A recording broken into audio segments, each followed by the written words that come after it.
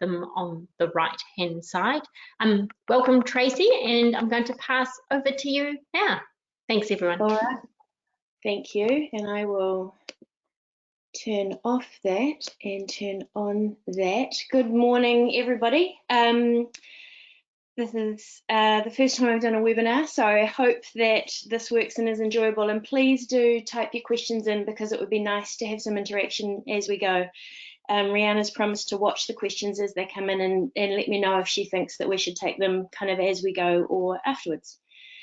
So I'm Tracey Bridges. I'm a professional director now, and I used to be the managing partner of a communications consultancy called SHJ. I've worked most of my career in comms. This webinar is a short version of a workshop that I've run a couple of times for FPRINZ now, and which I designed because over many years working in communications, the biggest struggle I saw for professionals like me and people I was working with was the fight for influence. On the one hand, I'd be working with management teams and boards who felt poorly served by their communication teams, who felt that comms teams were effectively acting as the word police without really engaging with the deeper issues at play. But on the other hand, I saw communications teams and individuals who were brought in too late, asked the wrong questions, not listened to, who felt marginalised and undervalued in their organisations. And I really thought hard about why do we have this disjoint and what's going on and what is it that makes the difference between a really influential comms person and a comms team that's really getting its voice heard and one that's struggling to gain influence. Because without influence, it's really difficult to help. It's really difficult to do our jobs, to stop our organisations from making major mistakes. It's really hard to do good work and be useful. So in this webinar, I'm going to go through some guidelines based on what I've seen about when people are really influential and when people are struggling to gain influence. So these are guidelines for building influence. On the one hand, they're not exactly rocket science, but on the other hand, I think the more that you really think about your own practice and examine it with a critical lens, the more you can always find ways to improve. And I think the most important thing for us all to understand is that influence is personal. We're all different people, so the way that we operate in the workplace, the way that we find and build our own influence will be different. My way of gaining influence won't be your way of gaining influence, but there are some common things that we can all put in place that will help. This point about it being personal, to become influential, you need to learn and understand and work with and play with your own strengths. You really need to know, what am I good at and where do I bring value and why do people value having my input? But you also need to acknowledge and minimize and allow for your own weaknesses, and that means recognizing them as best you can. So as I work through these guidelines, I'd like to ask you to use this time and maybe a little bit of time afterwards to be introspective, to try and shift your critical lens from the other people in the organization who might not be allowing you to have the influence you want, and turn it appreciatively and compassionately onto yourself. Think about the lessons and what they really mean for your own practice. Think about how you could change your approach based on them. These slides that we're going to work through, Rihanna's going to share them, and as we go, you'll see there are some that are kind of more like worksheets than slides, and you can use them to work through them after this webinar to think about your own practice and what you could change. So to dive in, so this is the first of the worksheety slides, and this is to the point about it being personal. What I'd love you to do is really think first about what do you think your challenge is. If you've dialed into this webinar about gaining influence, why? What influence do you want? What do you find difficult? What do you see that you'd like to change? And then as you go, you'll see what the square boxes are that you'll fill in sort of at the end of the thought process. So to dive in, the first thing I want you to think about is the idea that influence is an exchange. It's like any relationship. It's like trust and respect. We don't get it because we want it. We don't get it just because we have a job to do or a job title or because we've had it before or because we think we deserve it. We get it because we earn it. We get it because somebody else gives it to us. And like trust and respect, influence is lost much more quickly than it's built. You don't just earn it once, you have to keep earning it again and again. And sometimes that's an uphill battle, but that means that once you have won it, it's a real prize. So in this webinar, we're going to talk about 3 aspects of the exchange. There's you, obviously, the person who wishes to have or to earn influence. There's the other person in the exchange, the person who can give you influence, who you want to be influencing. And the third thing is the items being exchanged, what we give them in return for that permission to influence. I'm going to work through each of these as we go. And we're going to start where we should always start, which is with the other person. My foundation principle here is that we gain influence through service. Lots of people, I think, try to gain influence by making themselves bigger, by drawing themselves up to their full height, by hopping onto their high horses, by quoting their job titles, or by trying to gain influence by saying, I deserve this.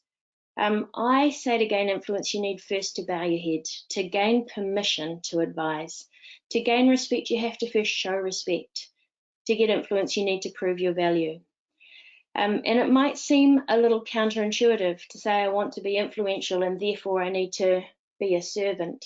But this concept of service is crucial for communications people and the influence that they want to gain in their organizations.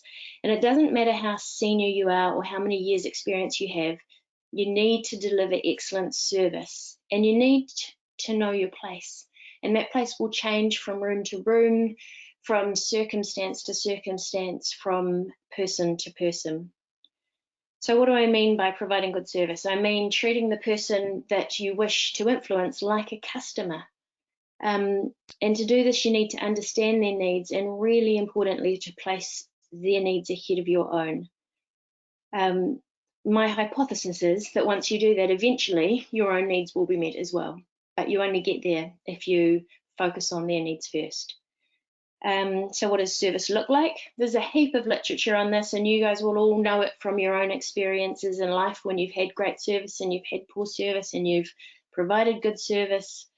But there's some principles that I've developed just to keep it simple and give us a chance to talk about it a little bit. So essentially, good service is about care. It's about really being committed to your customer, showing them that you understand them, spending time with them, showing them that you value them, not just when you need them, but when just all the time, consistently and continuously. Good customer service means being accessible and available when they need you, not putting up barriers to contact. And again, when it suits them, not necessarily when it suits you.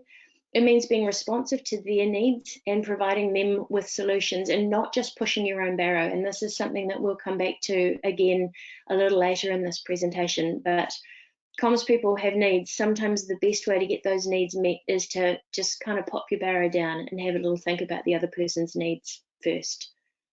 And the last part of customer service principles is making it easy for them to work with you and trust you. And that means initiating contact and listening and inquiring and showing that you know your stuff. Anything that really makes it super easy to work with you.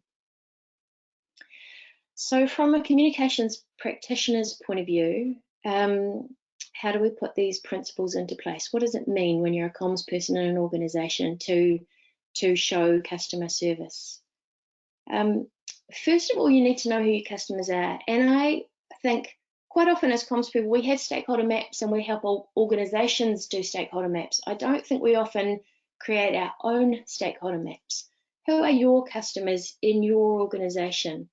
And are you thinking broadly enough about who they are? Who is it that you could serve, that you do serve? Who are your priority customers? Who do you absolutely owe a duty of service to? It's really valuable to map them and not only look upwards in the organization, particularly if that can be tempting if you're trying to get influence, you're always looking at the top table. But actually sometimes the way to be most useful and gain the most influence there is to be useful to others at other levels in the organisation. Then, as well as knowing who they are and where they are, you need to understand them. You need to know what they need, you need to know what they want, you need to know what's keeping them awake at night. There are lots of different ways to do this. In the communications consultancy I used to work in, we did an annual customer satisfaction survey, and we used that to find how well we were meeting their expectations on a whole different range of different levels, but also to find out if we were doing what they expected us to do. So you can survey them, you can do that in your organisation. You don't have to be a consultancy, an external consultancy, to do that. Another way to understand them, not rocket science, have coffee with them, even if it's a virtual coffee by Zoom. Ask them what they want. Say, what's keeping you awake at night? What are your biggest needs in your organisation, in your role? What bothers you the most? And then ask them, how can comms help? How can we help? What can we do for you? The other thing about services, well, one, you're only as good as your last job, but two, if you're working in a team, sometimes you're only as good as the other members of your team, because people in the organisation will have a view of comms generally, which is based on their experience of it. So the more that you can have a consistent service level from the whole comms team in the organisation, the better it's going to be in terms of your ability to get listened to be brought in early. A really good way to do that is to have a customer service manual or some sort of agreed set of service standards. They need to be up to date, and you need everyone in the team to be adhering to them. Again, if you don't, then you'll just get tarred with the same brush as others in your team. That's all. That takes work, by the way, all of this, knowing who your customers are, really understanding them, staying in touch with them. Comms people are busy people. Comms, by its very nature, is infinite. So to do this kind of work involves taking a step back and really doing some careful thinking. Now is a really good time to do that. If you have some downtime because you're not in the office, it's a really good time to just pause and have a wee think. All right. So this is another moment for introspection. Do you currently have any of these practices in place? Do you currently have all of them in place? Some of them you might think, oh, yep, I know who my customers are, but have you formally really done some kind of analysis of who they are and what they need? Could you do it better?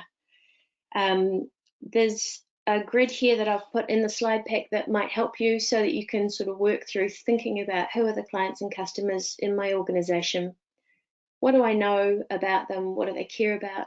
What do I want from them? So that's you. What do you want to achieve with them? Do you want more access to them? Do you want them to give you time? Do you want them to come to you a bit sooner? It's really useful to articulate those sorts of things. And then what do they want from you? Don't make that up, that column on the right. If you don't know, be really honest with yourself about that. That's a good way to give yourself a basis for going to see people and having a chat. So don't just guess, or if you do guess, make sure you're being honest with yourself. Say, I'm guessing they want this, but I don't know. All right, so that's the them part of the exchange, the other person. Now we're going to talk about the you part of the exchange. What does it take to be influential in yourself? Here's the thing, being influential takes strength and resolve. I said before, you don't just get it because you want it, you have to earn it, and earning it's tough, and it's tough every day. But again, the value once you achieve it is amazing, and I think things that are hard are more worth having anyway. So I guess my key point here is that we can't be complacent. We don't get to look at the problems that we see in other people in the wider organisation and say, it's not my fault, they just don't value comms, or I'm really good at my job, I'm senior, but they don't listen to me. So this part of the session is about saying it's not enough to look at them and blame them. You have to look at yourself and say, how could I do a better job? And where might I be strong, but also where might I be not as strong as I could be? So What do I mean by that? To break this down, I want you to think about it from a body parts perspective. To be influential, yep, you need brains. I mean, we all have brains. We need to actively use them. We need to really exercise them. We need to be smart. I'm going to talk about each of these in turn a little bit more in a moment.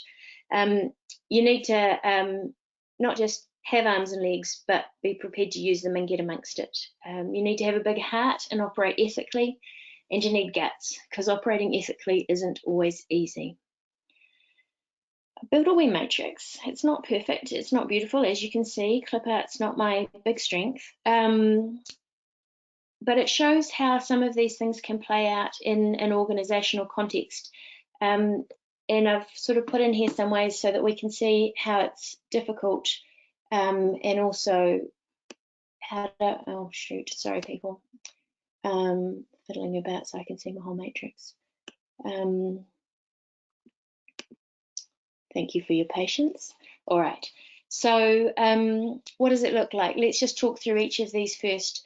First of all, guts, what do I mean by that? I mean for standing up for what's right.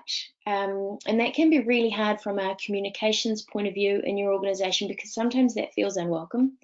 The people you're working with might be in a hurry. They might have already made their decision. They might not really want to be interrupted on this front. So that's when it's hard, when your input feels unwelcome. A really good mantra to help at times when it's hard is feel the heat and walk towards it. I think sometimes comms people, one of the reasons we're drawn to comms, and this is a generalization, so forgive me if this doesn't apply to you, is because we like to resolve conflict. We like to find ways to bring people together. We like to find common ground. Inherent in standing up for what's right is actually finding conflict and placing yourself at the heart of it. And sometimes conflict is good. So feel the heat and don't run away from it. Don't go, oh shoot, that means it must be wrong. I shouldn't touch that. I shouldn't go there. But actually just walk steadily in. The pitfalls are when people tell you you have to pick your battles. Now look, you totally do have to pick your battles, but sometimes people will use a sentence like that to put you in your place. Yes, you have to pick your battles. Yes, you can't be fighting all the time. But when it's really important, when it's absolutely right, you do need to. And as comms people, we absolutely have to, because we are quite often the conscience of our organisation. A good catchphrase I like to use when I think that this is going to get tough is I just say what I want to do. I'd like to challenge that. Can we just explore that? Can we just pause and talk about this a little bit? I think there's another way to think about it. The next one is arms and legs. So that's getting stuff done. When it's hard is when there's no time to think. When it's hard is when you feel like that's all you're ever doing. But there are times, and crisis times in particular, when actually that's just what people need from us. So a really good mantra to have in mind is, look, it's what we're here for. The pitfall is when people go, we just need a brochure. I just need a viral campaign. So sometimes, you know, arms and legs is our worst enemy when people just want us to get stuff done, but it's the wrong stuff to get done. But again, sometimes this is where we really prove our value. A really good catchphrase with the arms and legs part of this is, yep, we're onto it. All right, brains, what that looks like is tackling the tough problems. When it's hard, in my opinion, all the time. And my mantra is, if it seems easy, I'm probably missing something. The pitfall for this is when people say to you, why are you overcomplicating things? So they've said, we just need a brochure, and you say, I'd like to reflect on that.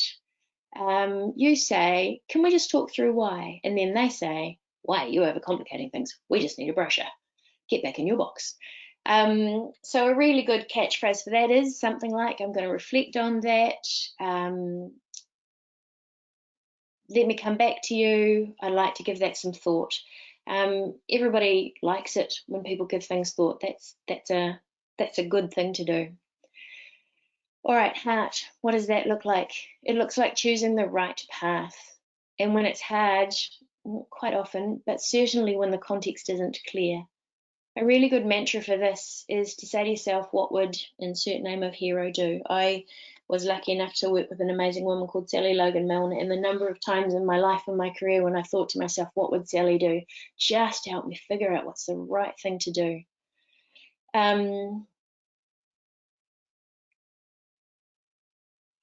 The pitfalls, and I can't see it because my little webcam box is in my way, so again, sorry people. Yes, the pitfalls is when people say, just go with the flow, just again, come on, get on with it. But a really good catchphrase to ask people to pause and check whether this is the right thing to do is to say, is this consistent with our values? And again, these are sentences that really help you show the value that communications can bring in our organizations. It's really important to understand that everyone's different. I said it before, I'll say it again, nobody's strong in all of these areas, and each of us will struggle differently with the different parts of this matrix. But to be a rounded communications person and to be able to build respect and influence in the organizations we work in, we do need to deploy all of these body parts to our daily work. So this is another chance for some introspection and to ask yourself, where are you strong? And where are you sometimes potentially too dominant? Where are you weak? And which areas do you naturally avoid? For me, I love thinking about things. The brain's one, the thinking things through, the tackling the tough problems. I have fun with that, and sometimes too much fun. I'm not great at the arms and legs stuff. I tend to get a bit bored. I'm not particularly creative. If I'm not careful, I can fail to make myself useful by falling over in the execution or talking about the big picture when what people really want and really need sometimes is to just get down to the nitty-gritty. It's really, it's been really important for me in my career to understand that, because you have to be flexible for the people that you're working with. You have to be able to amend your working style to match the needs of the moment and of the people that you're working to. You can't just say, but that's me. Oh, well, I mean, you can, but not if you want to gain influence. You need to say to yourself, okay, if I want to gain influence, how will I need to change my behavior sometimes to meet the needs of people I work with? So that's another chance for some retrospection for you as we go through this. So in the slide pack, I've helpfully put in a little worksheet, and you can go through and sort of pop in, all right, under each of those kind of body parts, what do you think your strong points are? What do you find difficult? What do you think your weak points are? Where would you like to exert yourself to try harder? All right, moving on. So remember, influence is an exchange. We've talked about the people that we want to exchange and what they need and how we can understand that. We've talked about ourselves and how we can really build the quality of what we do. Now I want to, or the quality of our own personal approach, and now I want to talk about the quality of what we do. So that's the items being exchanged. And when I'm talking about items, I'm talking about the products and services that we as comms people deliver in our organizations to the people that we serve, the people who we want to influence. And the premise is pretty simple here, and you might say self-explanatory, which is that the quality of our work builds influence. It might seem pretty obvious, but in my experience, it's where a lot of comms people fall down, and I am going to be a bit argumentative here. I think too often we rest on our laurels. We offer opinions and we're surprised when they don't carry the same weight as data, or when our opinion isn't regarded as valuable as the opinion of someone on the executive leadership team. Because we often think about and describe our profession as an art, we are maybe sometimes surprised when the people that we're trying to influence actually place value on science. And my challenge to our profession is that we don't do enough to test and prove the quality of our work, and we don't exert ourselves enough to understand disciplines beyond our own and match the strength of our work with the strength of those other disciplines. And I want to put a pitch in for the FPRINZ APR process here, because there is actually a body of work that sits behind comms There is a body of expertise. We do have case history that we can draw on, and we should more often. And if we do, that will help us build influence. It's really interesting to think about lawyers in this context. You know, in-house and external lawyers do not have the same struggle to gain influence that communications people have. And in fact, consultancy firms like Deloitte and McKinsey, who do really not that much different from what communications people do, but they almost never have to fight for influence either. And it's really interesting to consider why that is. In the case of lawyers, well, they have case law and they have precedent, and their expertise is quite distinct. You know, everybody thinks they can do comms, but not everybody thinks they can do law. And that's because they reference all the time the statute, the legal this and the legal that. In the case of Deloitte and McKinsey, they don't have that much that we don't have, but they do place a very high emphasis on models and structures and processes. They offer logic and data-based explanations for what they do that increases their influence substantially. So what I want to ask us as comms people is, do we do enough to draw on the case history that we have? Do we do enough to demonstrate ourselves as part of an established discipline? Or do we present ourselves as individuals with opinion? So a good question to ask yourself is, do you frame your advice as opinion? So by saying, I think, or do you ground it in evidence or experience by saying, our experience shows? These are different things that we do with language, but they actually force us to think differently as well about what evidence we're going to bring to bear for the advice that we're giving. So is our advice based on best practice, or are we making it up as we go along? Can we quote theory and examples, or are we relying on gut instinct? Are we connecting our advice to our organisation's key documents, such as the statement of intent or the annual report or the business plan, or are we just chucking the comms in the mix and operating in a silo? Are we using models and structures and processes to support our work and bring consistency to the input? And this is across a whole team, not just as an individual. And are you demonstrating knowledge of the organisation and its customers in its political context, or are you just demonstrating knowledge of how to do comms? This quote here is from a chief executive. I did a survey a few years back to ask people what they want from the comms people in their organisation, what frustrates them most about communications that they come across. And this chief executive said, I don't want to be wondering whether you've even read our strategic plan. And that really pulled me up short, because in all honesty, I thought about the projects I've worked on and the organisations I've worked on, and I thought to myself, can I honestly say I've read the annual report for every one of those? And I couldn't. So the question I think for you is, are you doing enough of that background work? Are you doing enough of that homework to really be able to demonstrate and not have that question sitting in the mind of the person that you're trying to influence?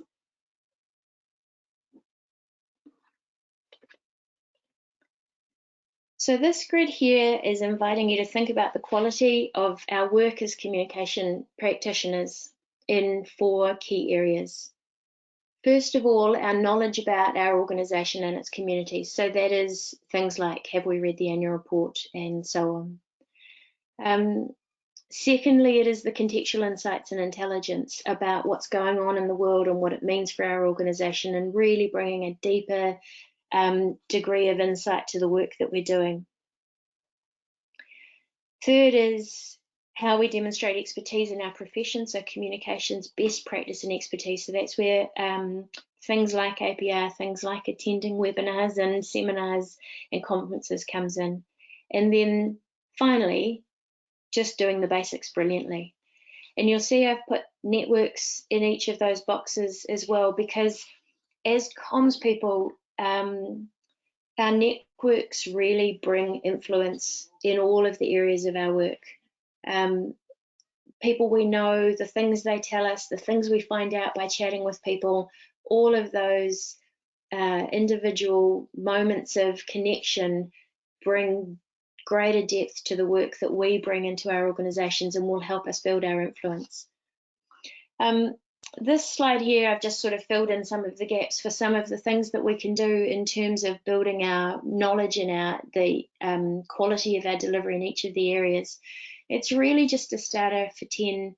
And again, my invitation to you is to really think about each of these 4 areas and think, where am I putting most of my effort? Where am I strong enough? Am I putting enough emphasis in some of these boxes, or could I do more? No, that's probably enough on that one. We've talked about networks. So, and a little warning for Rihanna here, because it's nearly time to turn to questions, but really to summarize the 5 key lessons through this. First of all, influence is an exchange. It's not something that we get just because we've got a title or because we want it. We get it because we earn it. We gain influence through service, by providing great service all the time to the people in our organisation that we are there for. Being influential takes strength and resolve. It isn't easy. It doesn't come simply. You have to work hard, but once you've earned it, it's worth it. The quality of our work builds influence, and our networks bring influence. So, lovely people, that was a quick rock through the key lessons from what is usually a bit more of an interactive workshop. I'm just going to show the inner workings of my thing again, just to shift things around. I would love to hear any questions you have a chat about anything, really. So if you have any questions, please just type them into the control panel on the side, and then I can see them and I'll read them out. Cool. Thank you so much, Tracey.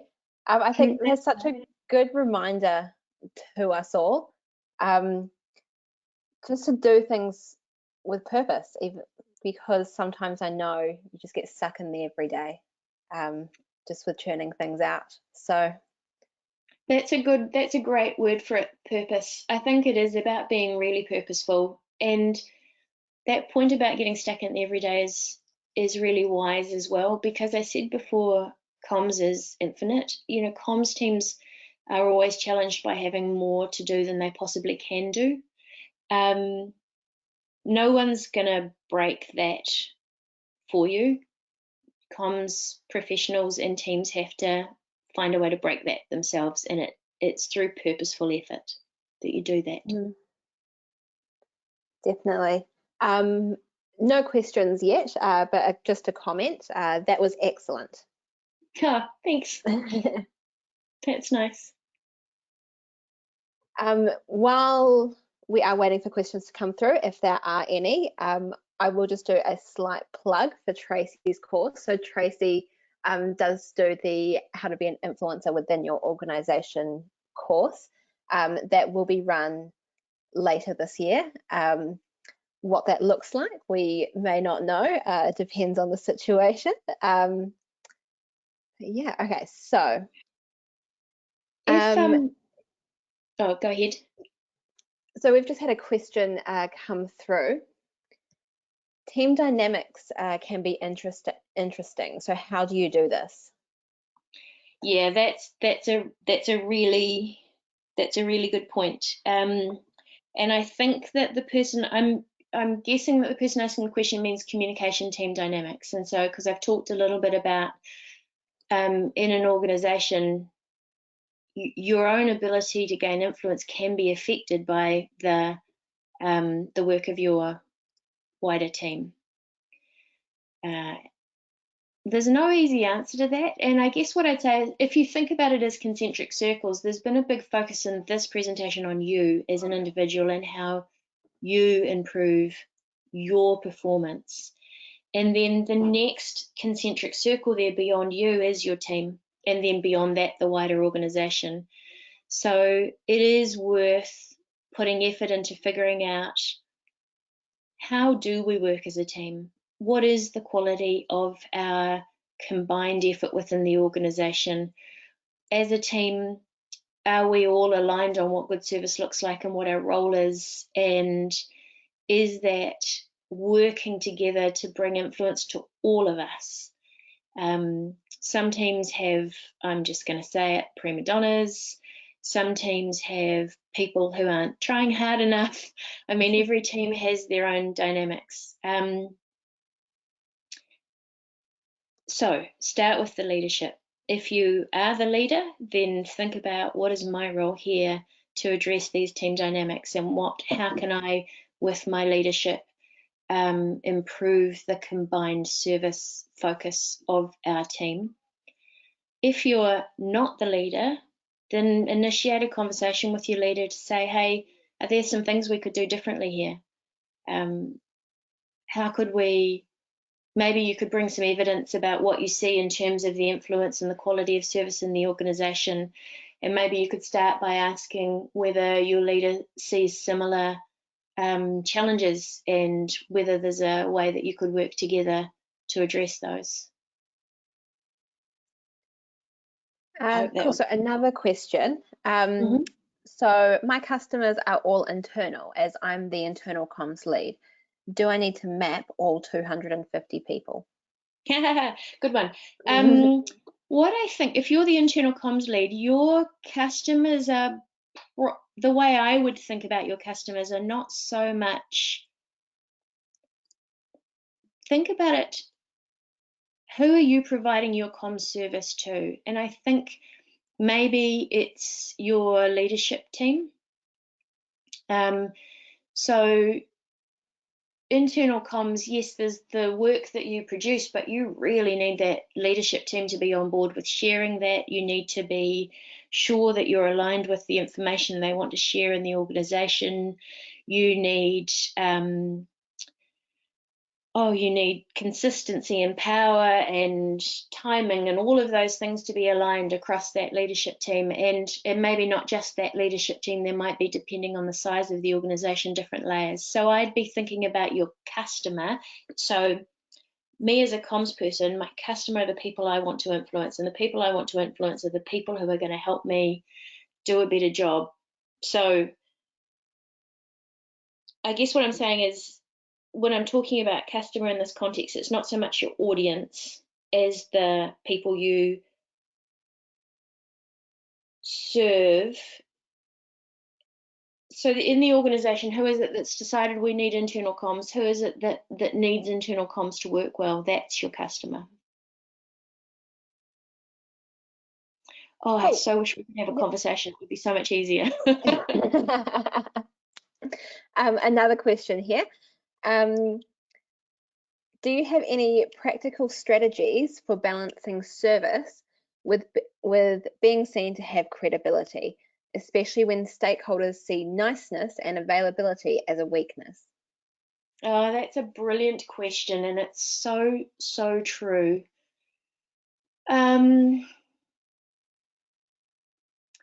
I think that it's partly about how you internalize your concept of service.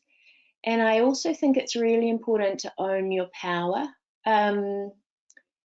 So not to, you know, the matrix where we've got arms and legs, but we've also got heart and guts and brain. I think it's about, service can play out as arms and legs, but it can also play out in the thoughtful way you ask questions, and in the challenges that you bring to people, so that you can still provide great service and be challenging. So I think, I just get gendered for a second here. I used to have a colleague who was incredibly helpful and smiled a lot, just such an utterly lovely human being. And what I noticed was that, particularly with some clients, there were some clients who saw that as meaning she was lovely and therefore less than. Now, we could have changed them, or we could not care, and she could just keep being herself. Or we could go, hey, in some instances, why don't you place a higher value on your smiles and not give them so many? there are always choices you can make about how you engage, and I think any choice you make is valid. You just have to think about what you want to achieve. This is all a very kind of long-winded and tangential way of saying, yes, you're right to notice that. Don't stop being you. Don't stop being kind and helpful, but maybe bulk it out with some real evidence of the good brain that you're bringing to your work as well, and the heart and the guts as well as the arms and legs. And that might lead nicely into the next question as well. Do you think female practitioners have more difficulty with being influential than our male colleagues? And how can women overcome this?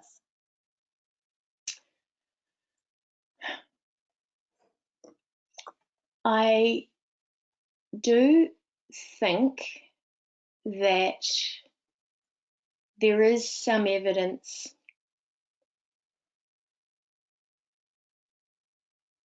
that the gendered way we raise people leads to women being more inclined to try and meet needs, which is part of service.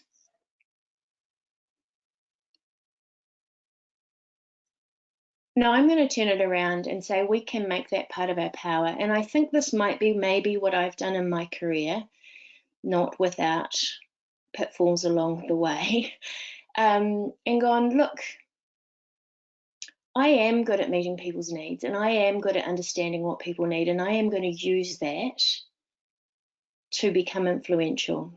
So I'm not going to try and fight that. I mean, I have, but not all the time. Yes, I do think that that sometimes means that women have more trouble gaining influence, but I think that we can use that to our benefit, but we just have to be smart about it. Mm. So moving on to the next question, wondering what Tracey's view is on whether the media's current issues, especially with the news of Bauer Media's closure this morning, if that diminishes the influence of our sector.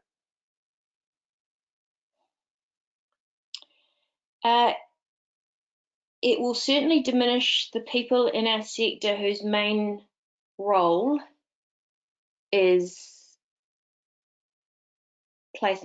media placement stuff, right? So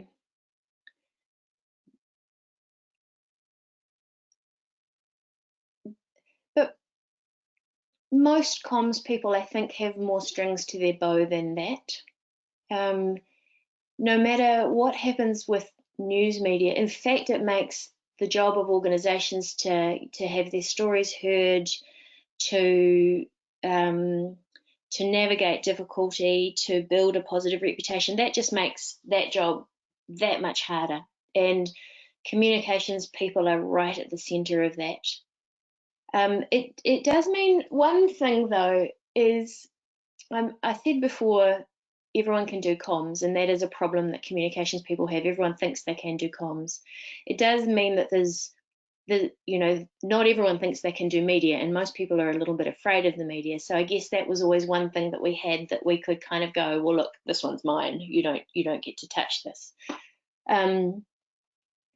So it means we probably have to work a little bit harder to make sure that people see that those skills that we bring are unique and distinct. But that comes back to drawing on the body of evidence that exists for what we know and what we do.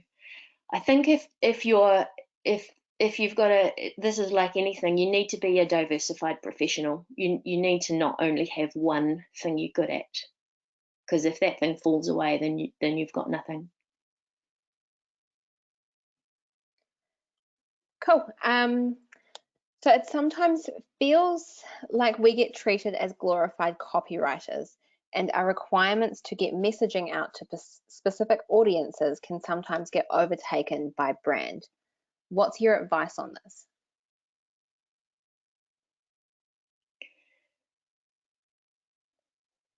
Look, I mean, in a way, that's why we're here today, right? Whether it's glorified copywriter, or we're being, as someone once said to me, we're being asked to ice a cake that hasn't been built yet, baked yet. Someone once just said, look, they think we're just the colouring in department. I mean, lots of different comms people and different practitioners have different ways they're regarded that makes them feel that they lack influence. And again, I would say my advice is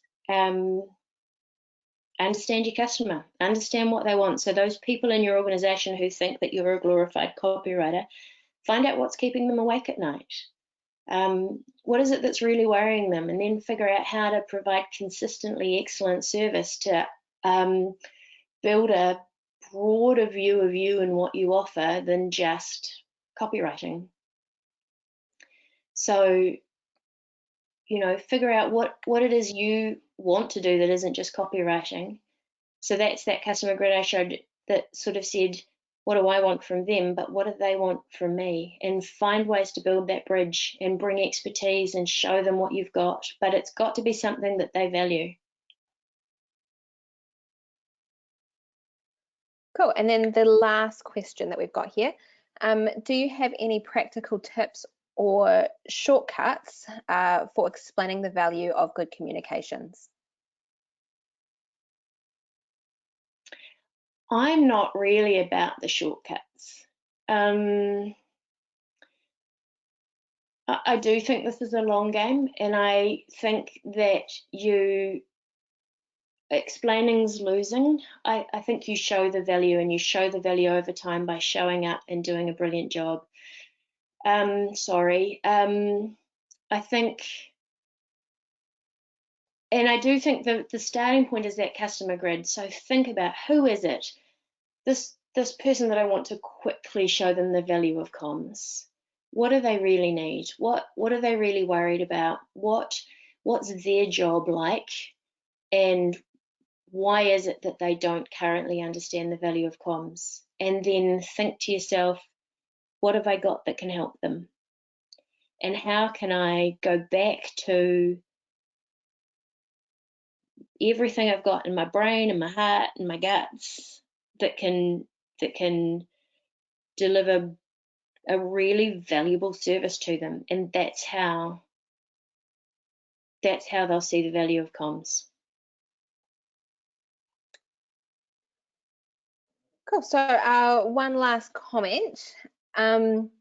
Thanks, Tracey. As always, lovely to add to the kete of knowledge. Ngā mihi. Thank you, Fiona, you marvellous woman. Thanks, everybody. That was fun. I'm sorry I couldn't see your faces and hear your voices. I hope you're all well in your bubbles. Thank you so much, Tracey. Thank you, everyone, for joining.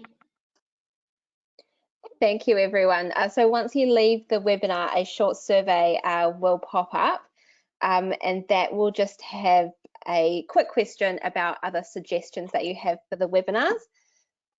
So we will endeavour to do 2 webinars a week during this lockdown period. So if you have any ideas, please let us know and we'll try and get those on. Cool. Thanks, everyone. Have a good afternoon. Thanks, FPRINZ.